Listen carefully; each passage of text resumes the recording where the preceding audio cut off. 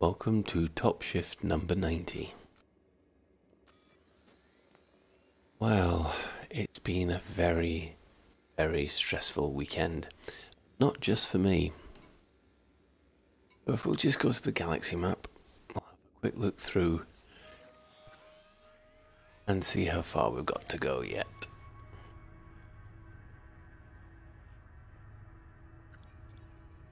Oh, hello.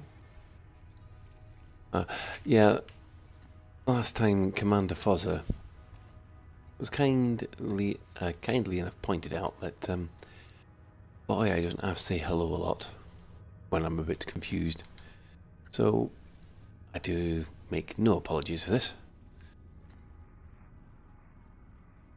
Now where we've got to go is there, in the Lagoon Nebula.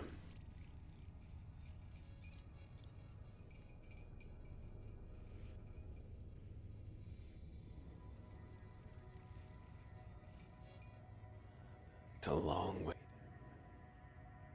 So, X.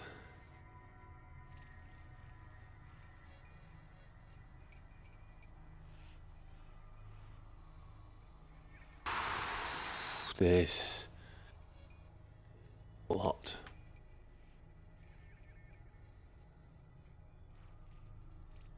So there's the Lagoon Nebula. Are we lower than that? We are lower than that.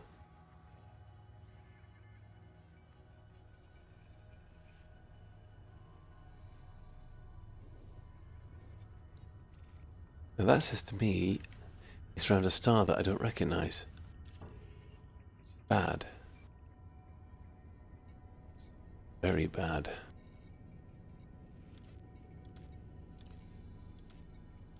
There we are. Down.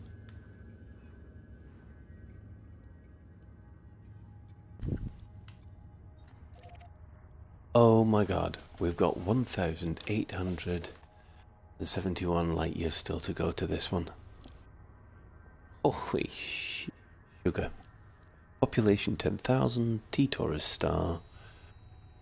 Ooh, that's not good. It's not good at all.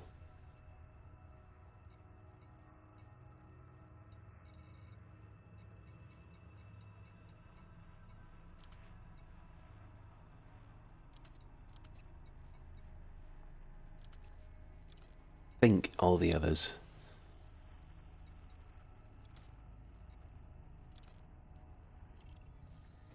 So we have got quite a way to go yet. So we've got 64 jumps to the next, I think it's effectively the halfway point. Halfway point. Hello. Nice of you to join me. I'm just realising the horrible truth that for the next base I've got another 1,800 light years to go. There's another 6 bases after that. So let's leave us. Oh.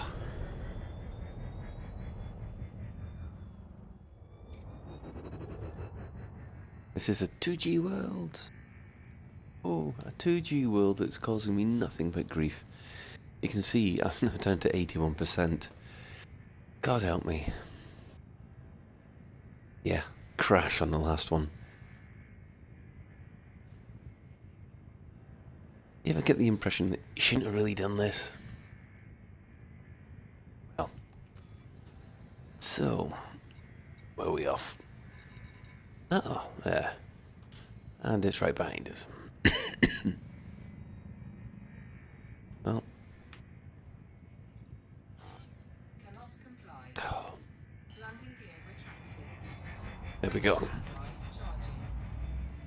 So, yeah, it's been an eventful weekend in the world of Elite Dangerous.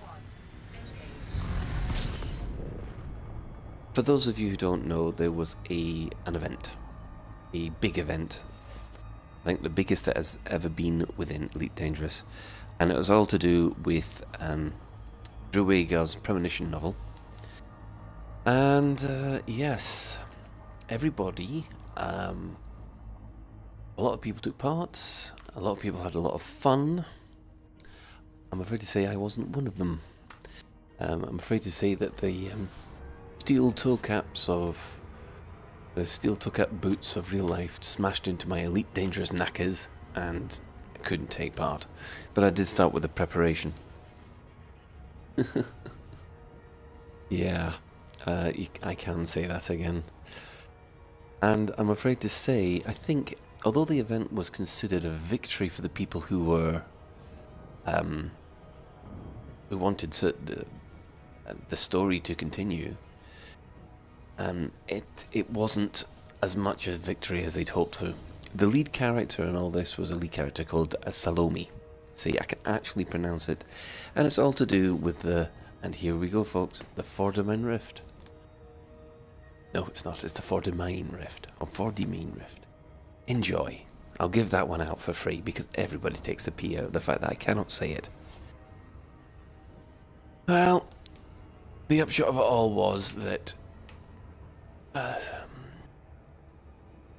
this disgraced Imperial Senator had to get from 46 Endari into the bubble with 3 of her allies, and there was a massive attempt to defend her and a massive attempt to take her out. The three allies made it. However, the lead character, Salome, didn't. And of course, she was killed by a very notorious commander, who I'm not even going to name properly. Let's just say from now on we'll call him Twatty Slaughter. So, him and his small dongle crew basically managed to take out the lead character in this event. Now, that in itself isn't really the bad thing, in my opinion, but we can take a lot of good things from the event. There was the enthusiasm; everybody wanted to take part in one form or another, and the organisation of a few of the groups was phenomenal. At one point, there were about 2,000 to 3,000 commanders trying to be coordinated in order to help with the defence.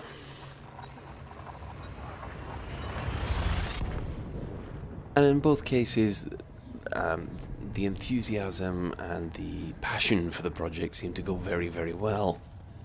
However, it's rather unfortunate that the large amount of commanders that were involved in this did lead to, and I can't believe I'm going to say the irony on this, elitism with the elite community. Even the organiser himself, Dhruv Wagar, was trying to insist to a lot of these groups that actually this is supposed to be an event for everybody. Everybody from a Sidewinder all the way up to a cutter and a corvette. The problem was that the big organisation group, how shall I put this, tried to exclude a lot of people. Ooh, am I going to get fried here? Probably. And in a bad way. It was either you follow their objectives or you get shot. So what was happening was, if you weren't assigned a wing, or a PvP wing, you were effectively assigned a scout wing, and you were not allowed to have any weapons. If you were, even if you were on the friendly list, if you were seen to have weapons, you were shot on sight. And that happened to me the previous night it all kicked off, by again the same said commander, Mr. Twatty Slaughter. Now, I feel that the pack group which organised this, I think they went a little bit too far. The positive side of it, they managed to organise a great deal of wings and escorts, but they also were the ones that invited the SDC into the whole shenanigans in the first place.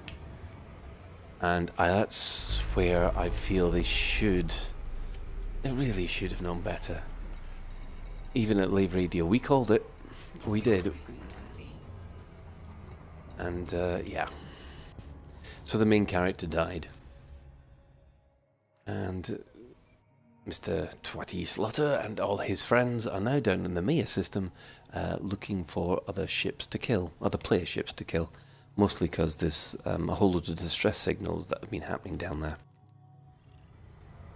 So, but the main problem I think that people really had was that with the pack group, they worked in, even though they had a spectacular achievement in pulling together so many people, the way that it was organised afterwards was discriminatory, unfortunately. And it was the whole thing of, if we see someone who's not on our list, we will shoot on sight. So they were going through these systems, and there were players there. They didn't want to have anything to do with this event, but they were shot anyway. That went down really well. I mean, the irony factor is that I only found out that I wasn't supposed to take any weapons when I was already in 46 in Dari. And so I thought, right, okay, fair enough, I might as well go with it.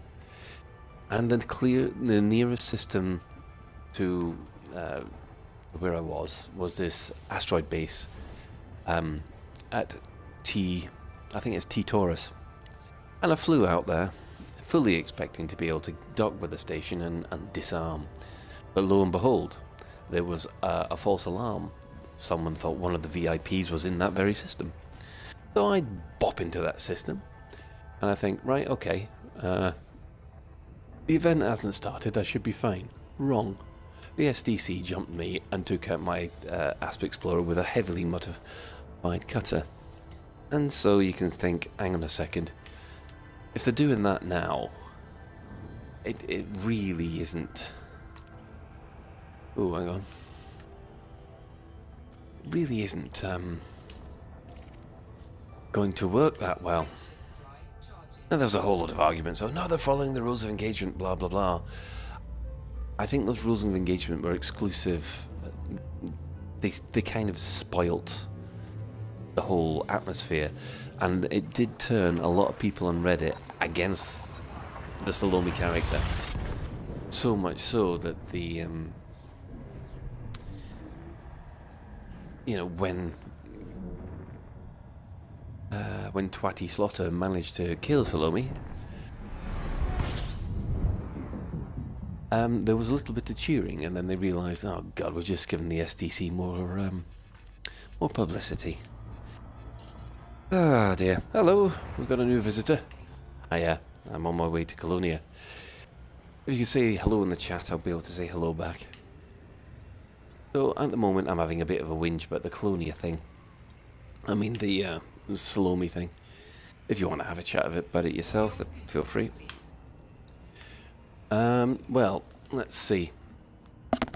So the upshot was that the pack group, I felt, alienated a lot of the community. And it caused an awful lot of salt on Reddit. When don't we get salt in Elite Dangerous right at this moment in time?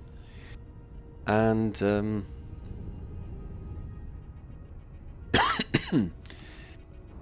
now there is one thing that has to be said at this point. The pack group who invited the SDC in, they really weren't associated with the children of Raxila, who were probably the people closest to Salome. Hello, Trip. Nice for you to join me. Yes, the children of Raxila, they were not associated with the pack group, or closely anyway.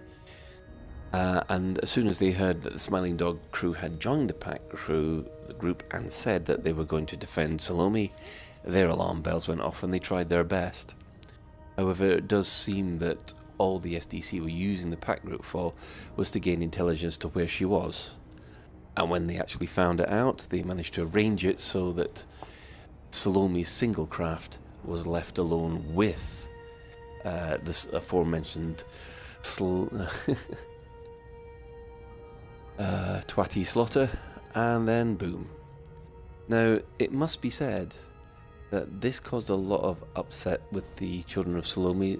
I mean, I had listened to some of the broadcast stuff that was being broadcast at the time, and yeah, it wasn't a pre-arranged event. There were people there who had, they had tried their best, and to be honest, the pack group as well. Even though I don't agree with the kill on sight orders that they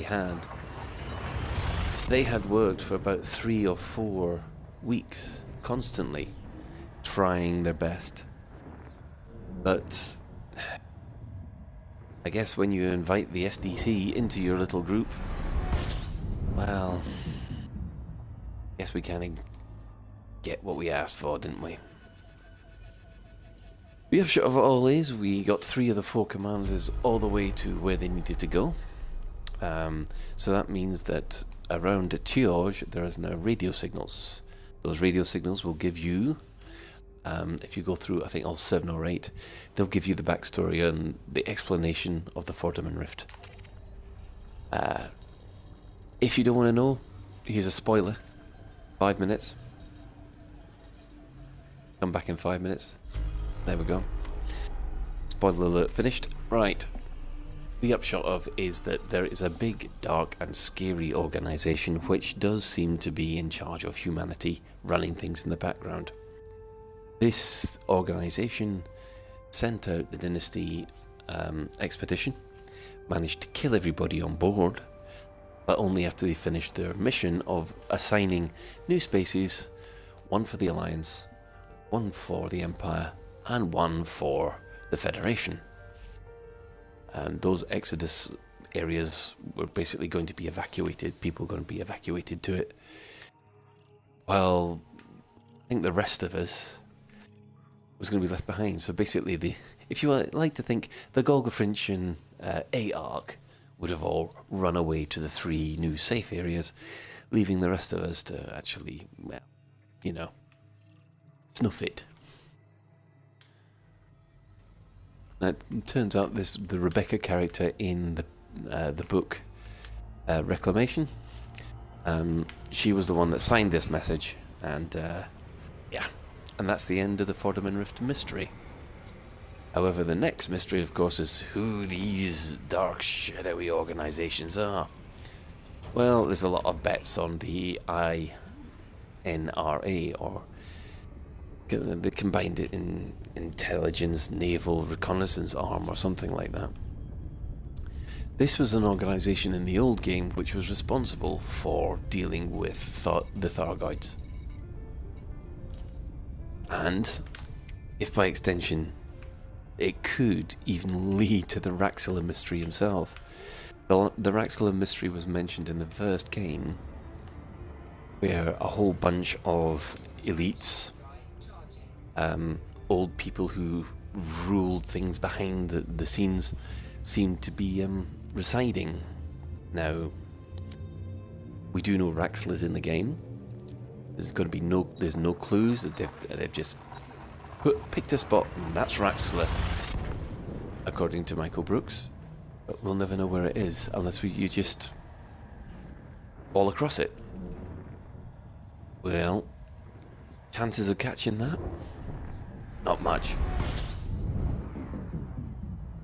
So the upshot of it all is, well,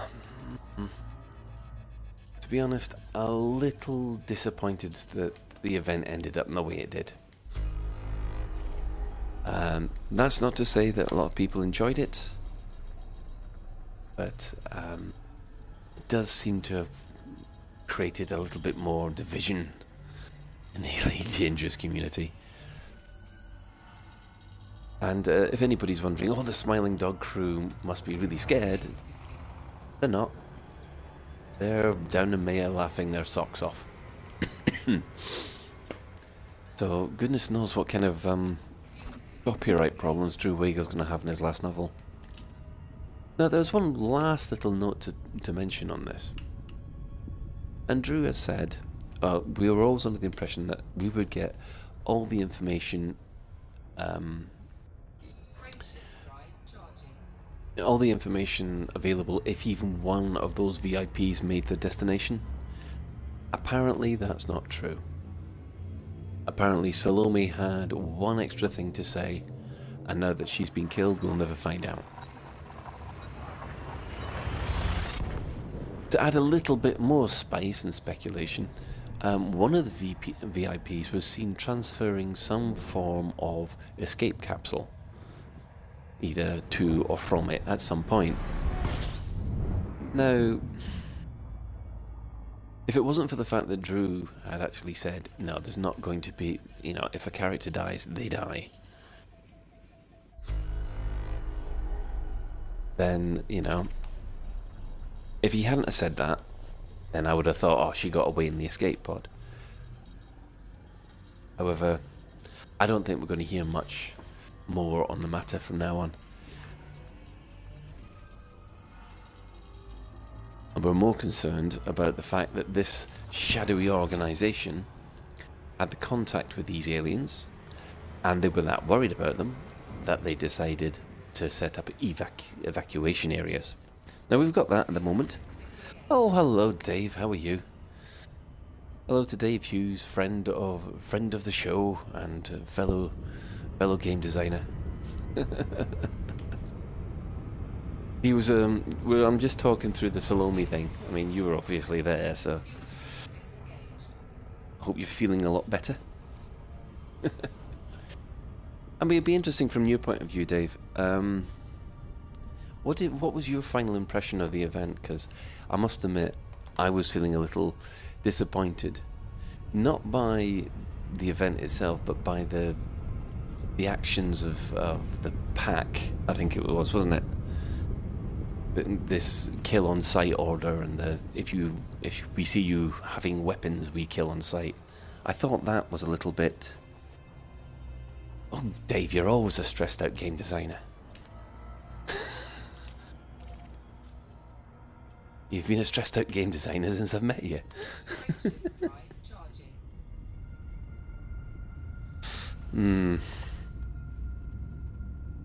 You know, I will look that up, actually.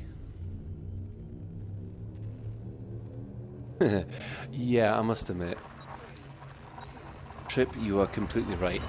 It was irony beyond belief, especially with the arrogance of the... Well, the arrogance, not the arrogance, it's just the mistake that the pack made.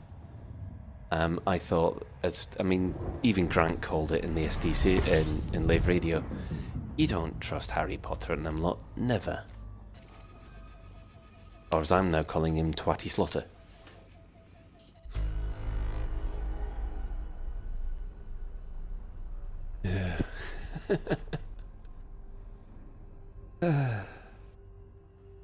Irony. Everyone was telling them, why are you trusting them? And it turned out, yeah, they were just using them all to find out where she was. They've got a lot of people, conspiracies saying it was all a setup, and Drew's denying it because he says he doesn't think he could have managed to come up with anything that convoluted if he tried, but I don't think that'll stop any speculation.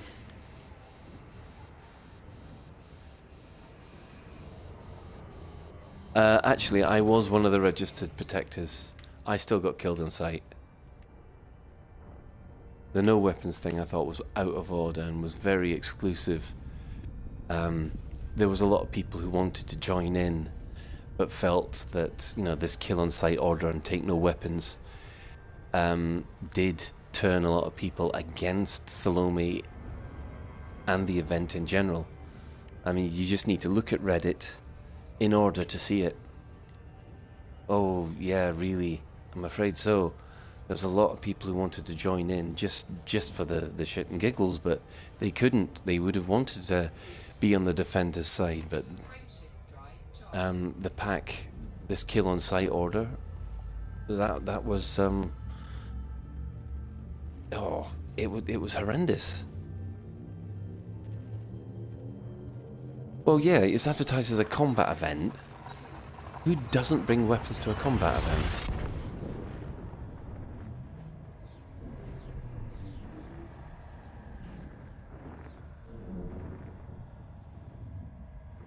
No. I mean, I was a registered member on the Forge. Oh, that's one thing I've got to do. I've got to give a shout out to the people on the Forge. Ooh, that's a bit close. I'm going to get roasted here. Because I was supposed to be part of their reconnaissance wing, but real life got in the way, as per usual. No, there's nothing I can do with that link, Dave, at the moment, because I'm on the Xbox. I'll catch up with that later. Oh, hello. Oh my god, look at this system. And it's all explode. Oh, brain boss, you twat.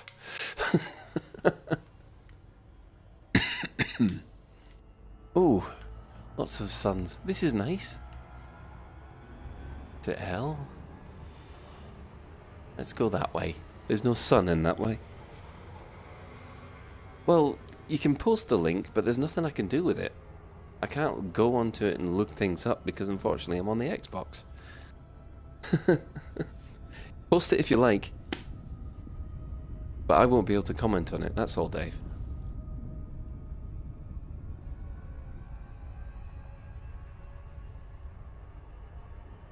So, yeah, not much more to really comment on that. I wish it had turned out differently. I think a lot of people do.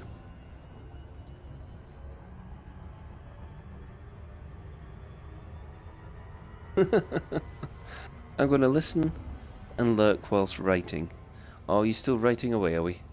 That's good to know. I take it the eyes are a lot better. Frameshift drive charging. So, yeah, the whole Salome thing, it does leave with a not a very pleasant taste in the mouth, with a lot of the community, especially the Reddit on Reddit, being quite angry about the feeling of being excluded. So, yeah, that's... Well, the guys are a lot better, that's good to hear. So that's that. In the meantime, in other things in Elite Dangerous, we're now up to, I think, 4 generation ships, or is it 5 that have been found now? It's quite phenomenal. You wait so long for a generation ship to come along, and thousands of the buggers turn up at once, it seems.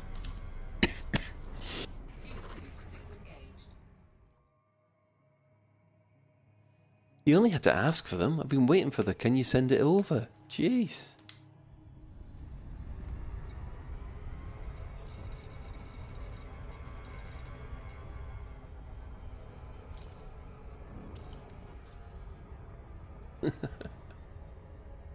Yeah, I'll send them over. Frameshift drive charging. The writing never ends. Well, it did for me. Yeah, so 4 generation ships. So far we know that 1 fell to plague, 1 fell to pirates, 1 fell to religious extremism, and the last one I haven't managed to explore yet. It's on my to-do list on my PC. How many more have I got to do? 54 to the halfway point. Jesus. Oh, this is getting crazy now. Fuel scooping. Hey ho, miscome vague book, etc. What do you mean by that? Vague book? Fuel scoop disengaged.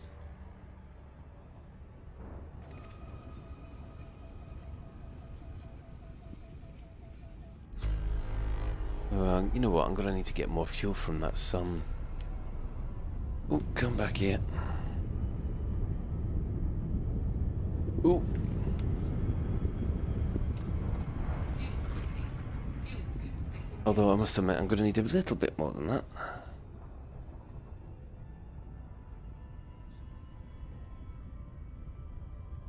The one thing that the Xbox has bloody done, and it really annoys me, is the fact I don't have the split screen anymore. The split screen was very useful because you could snap it, and not only could you watch, say, telly or a DVD while you play Elite Dangerous, you could actually, Fuel scooping. I'm being facetious. Fair enough, you be facetious away. Trust me, the last couple of days on Reddit, facetious is like actually quite welcoming. Fuel scooping. Yeah, I've been involved in quite a few arguments about the future of Elite Dangerous and stuff, especially after the strikes. Oh, which I do believe will be probably going into a great deal of depth on live radio. Frameshift drive charging. 54 jumps from, I think we started this at 70 something, or 68 or something. I'll make it to 50, and then I think I'll call it a night. Ready to engage. 3, 2, 1.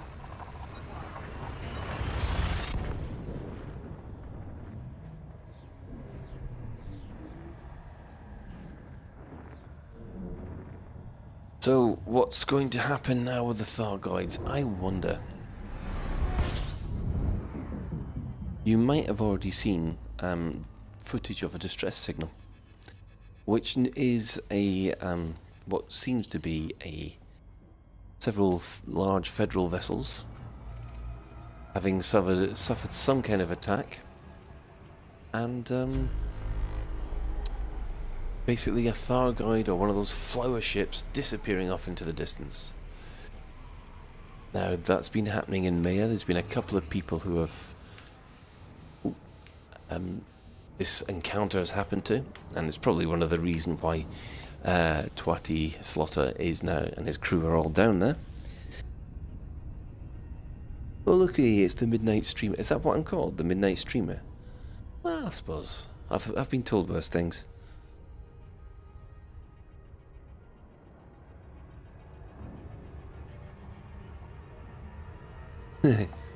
Yeah.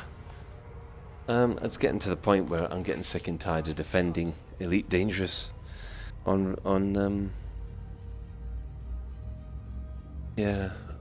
Reddit and even on the forums. It's getting a very, very toxic place.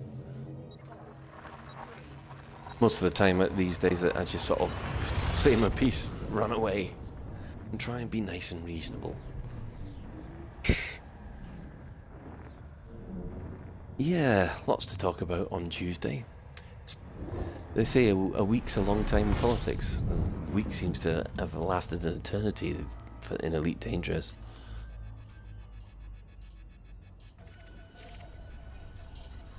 So how are you, Space Lennon? You okay? Nice of you all to join me as I constantly crawl my way to Colonia. Nothing interesting in this system? No. Fuel scoop disengaged. Oh well. 2 more jumps and then I will find a nice little habitable planet to land on, and hopefully this time I will not crash.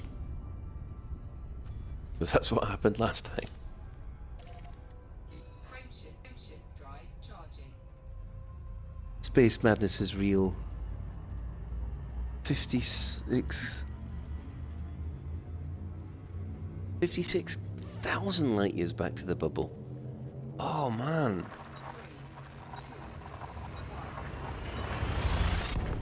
Actually, I don't know how far I am away from the bubble. I'm only about 2,000 or 3,000 light years.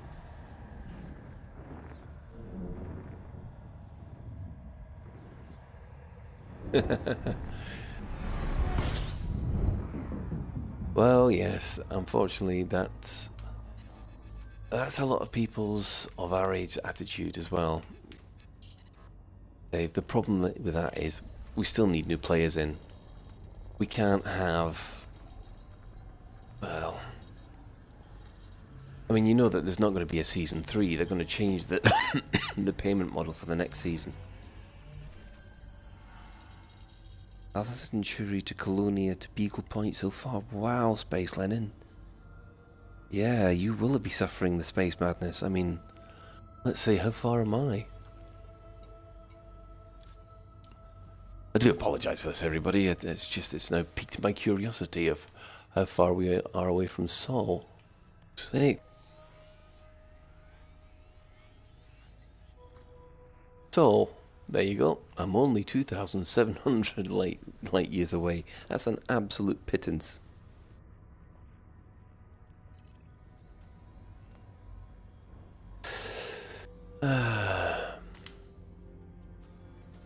Oh, hang on, did I honk this system?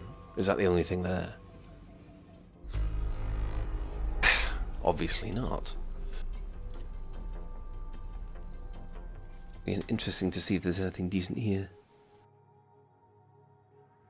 Personal goals to get back before LaveCon. Oh well, good luck. Oh, that's pretty. Oh! This is the first system I've come across which is completely untagged by anybody else in almost 3,000 light years. Wow. You know what? I'm going to land on one of the planets around here, and I think the next system I just want my name on a few of them. But what I'll do is I'll land on one of them. That one there. And then I'll carry on the rest of the stuff on the next session. As long as I don't get fried. 51 jumps per 1,000 light years. Yes, well, I'm trying to get Colonia to Colonia in the shiny sidey that I have here. Allow me to... There we are. The shiny sidey. Unfortunately, at this moment, I haven't even had a chance to change my pilot. Yeah. Well, when it's in sunlight, you'll see.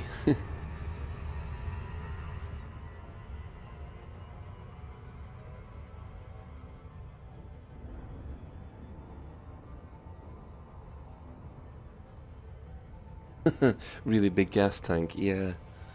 I must admit. Although I think I prefer the fish one. Ignatius G. Riley is working on a new one, but we got no idea. We don't want to rush such eloquent work. I think we've got to play some more adverts when we're in Lave Radio. Oh, I'm going to end up looping of shame. No.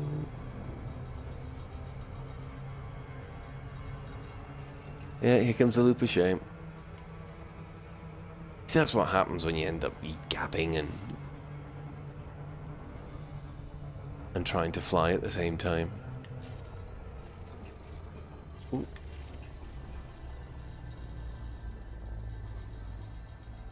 Shields before landing? No, this thing has no shields. I had a choice. I either take shields or I take a buggy. I wanted a buggy.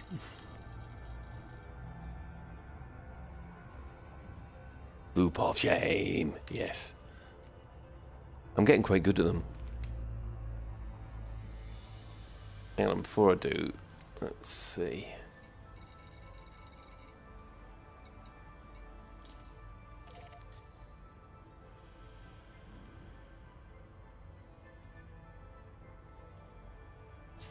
Oh, in answer to your question, Dave, it wasn't on the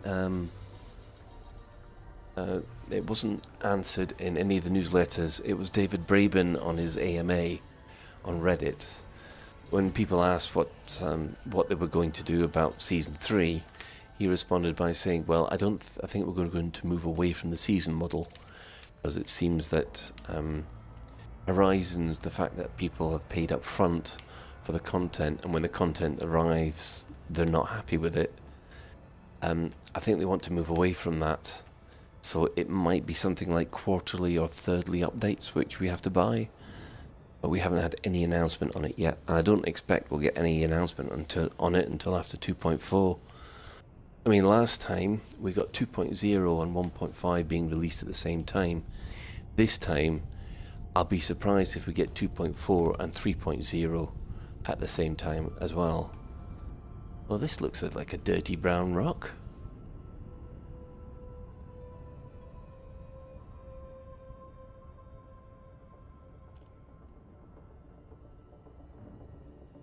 There's the sun. There you see the sun? Oh, oh well. Let's... Oh, it's that side. In that case.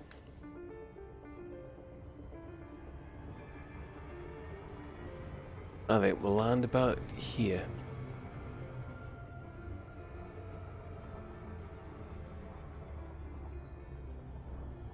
Well, judging by the reaction of 2.3, Dave, that, yeah, it didn't go down too well. A lot of people have been complaining about the delay, and because originally it was all supposed to be released and created in 1 year, and we're now sort of, what, 15 months? 16 months really, between 15 and 16 months after Horizons was released. And we haven't even got to 2.4 yet. So I think a lot of people are then going, we wanted it to stick to the time scale and we paid all this money, and even though actually, to tell you the truth, I've probably spent more on ship skins and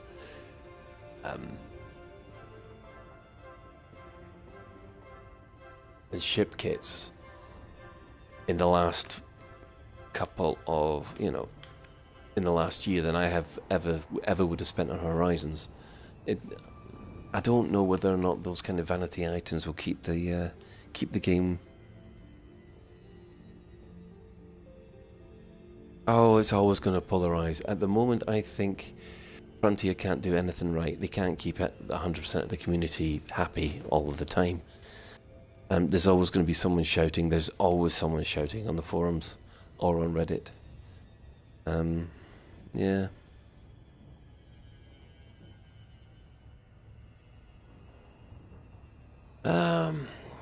Well.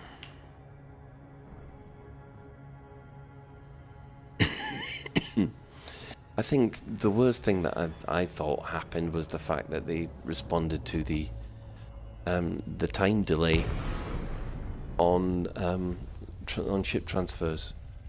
I mean, I know a lot of people wanted the immersion thing and things like that, but that was one of the things that we're supposed to use to help people wing up quickly. Because we know that, you know, if you wing up or if you multi-crew is fun when you do it. If you do, the quickest way to get to the multi-crew, or would have been, or rather, sorry, I will start that again. The quickest way to get to a wing would have been to do an instant ship transfer. The problem is, of course, a lot of people didn't want that because it didn't fit in with their immersion. And to tell you the truth, at this moment in time, I think that it's hampering the wing functionality to such a point that, well, it's nigh on useless. It's useful for getting all your ships in one place if you've got plenty of money, like I've done on my PC version. And this is 0.27G, which is good, because last time I landed...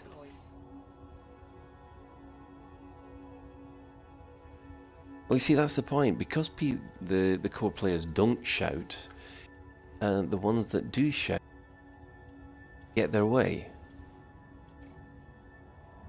And that's the problem, isn't it?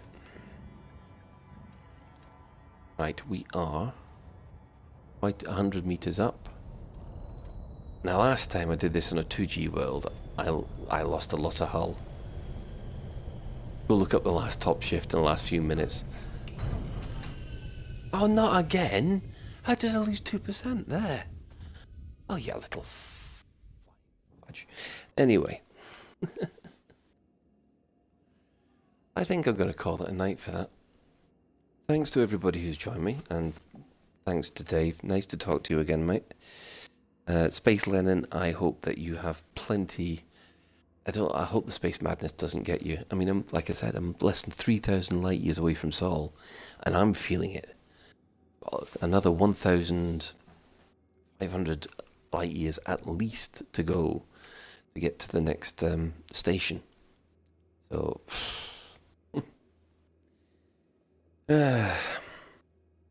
let gravity take over. Yeah, space madness got me months ago. Yes, well, good night, everybody, and I hope the space madness doesn't get you.